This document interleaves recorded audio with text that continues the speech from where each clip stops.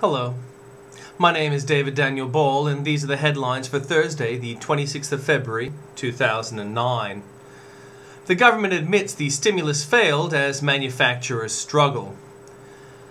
Man won't get $1.5 million kidney payout from wife. Teen killed in school fight club. Pension going to millionaires. Victorian fireys dig in as horror day looms. Plane crash in Amsterdam kills 9.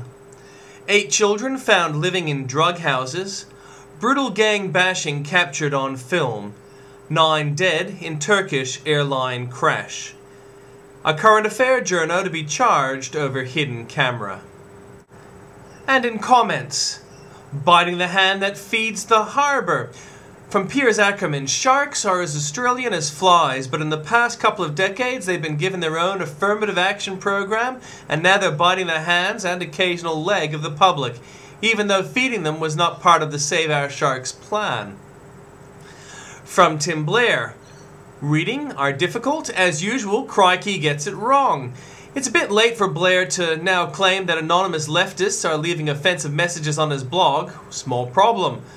Tim Blair didn't make that claim. As the link obviously reveals, if Crikey correspondent Irfan Yusuf can't understand a simple sentence, it's probably best not to trust him on the more complicated matters of interpretation and analysis. And in update, Irfan's latest, Mahatma Gandhi once said, "Be the change you want to see." But in George W. Bush's so-called war on terror, the extreme opposite applied. The extreme opposite? Be the see you want to change? Be the same you want to not see? Don't be the change you want to see? Got me beat. Each and every account I have read from former Guantanamo detainee describes some of the most gruesome, or as recently released Britain, Binyam Muhammad describes it, medieval forms of torture. In Muhammad's case, the torture took place in Pakistan, Morocco, Afghanistan, and Guantanamo over a period of 7 years. Being some 6 feet tall, Muhammad lost 1/4 of his body weight. He now weighs a mere 57 kilograms. By an amazing coincidence, that's 1/4 of Irfan's body weight. Greens within, late line host Tony Jones to Barnaby Joyce. You know, among the eco-totalitarians or fanatics would presumably be members of your own front bench. Tragically, Jones is right. The list starts with Malcolm Turnbull. In other late line news, an ABC television crew from Late Line host by Tony Jones has been arrested inside the restricted zone of King Lake on suspicion of breaching the Coroner's Act. Also facing legal action, a Current Affairs Ben Fordham and producer and mate Andrew Byrne. They expect to be charged tomorrow over some kind of listening devices allegations. They were actually doing an investigation. Can't do that in New South Wales. Nature time. A gentle sea kitten capers playfully with his friend the sky bunny. The trained kitten wranglers are then deployed to collect various bunny components distributed throughout the area. You'll need to click on that link. It's probably something to do with racism. Barack Obama's approval rating is down to 59%. Disapproval is up to 25% and 16% vote present. So why suspend so much on so little now? From Andrew Bolt. So we had time to spend wisely after all. Australia faces a longer period of low growth, higher debt and higher unemployment than predicted just 4 weeks ago as the wave of job losses gathered strength with clothing manufacturer Pacific Brands axing 1,850 staff across the country. This suggests several things. One, it is mad for the government to spend all our savings at once when we'll need them for a battle that will last years. 2, we actually have time after all to spend those billions on productive investments such as rail, airports, internet, ports and tax cuts, rather than the quick sugar rush of pink bats, public housing, free cash handouts and school halls. 3, our debt is now likely to be much more significant than the government claims, leaving us with much less to show for it than it hopes. Start your own. It says something about the emptiness of the New Age faith that so many of its priests need to hijack real churches. The Socialist Alliance posters outside St. Mary's Catholic Church in Brisbane said it all. Dump intolerance, not Father Kennedy. Who would Jesus sack? The father in question is Peter Kennedy, the 70-year-old Catholic priest who is being forced out of the church he has turned into a green leftist New Age drop-in center.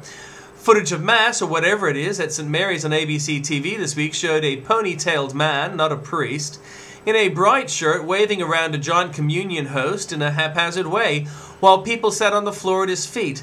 It looked more like a yoga session with meditation and lay people taking to the pulpit to give sermons which have nothing to do with the Bible.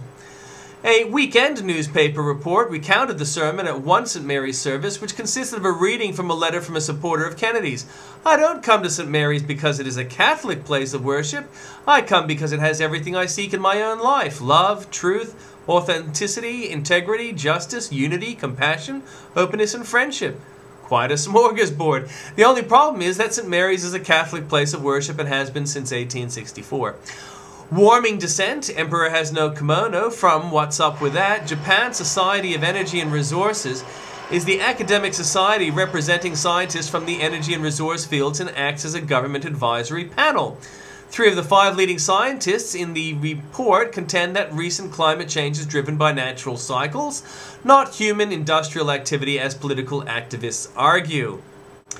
Subsidizing the menace. Britain is crazy. It bans a Dutch MP for warning against the very thing that British taxes subsidize. Several men considered by MI5 to pose a grave threat to public safety are receiving job seekers allowance, according to the figures of the Department of Work and Pensions. Other terrorist suspects are being paid benefits, including incapacity benefit and income support. Control orders are imposed on people whom the government say are too dangerous to be at large, but who cannot be prosecuted in an open court. A total of 15 control orders are currently in place. Of the 15 subjects, 9 are receiving some sort of welfare payments. 7 of them are receiving job seekers allowance, which is worth £60.50 a week to people over 25. And no, we don't really need to be told what cause these people are believed to serve. Defense Minister turns into a human bomb. Andrew Bolt had overlooked the issue, assuming it was a mere bureaucratic bungling that would be instantly fixed. Stupid him. Defense Minister Joel Fitzgibbon is struggling so badly in his answers and question time again today that a case of stupid pettifogging accountancy is fast turning into a landmine right under one of Rudd's keenest supporters. Opposition leader Malcolm Turnbull continued to target beleaguered Defence Minister Joel Fitzgibbon in question time this afternoon over the SAS pay bungle as the Liberals sniff blood. Members of the elite Special Services Squad have been hit with debt recovery notices of up to $50,000 for overpayments of allowances. The soldiers have also been threatened with disciplinary action and warned of expulsion from their unit if they complain about the bungle. Astonishingly, Fitzgibbon still did not know in question time today how much the soldiers had been docked. A censure motion is now on. As Turnbull asked, how could the families of the men fighting on the front lines in Afghanistan find their pay packets had been docked by as much as the entire amount of their wages?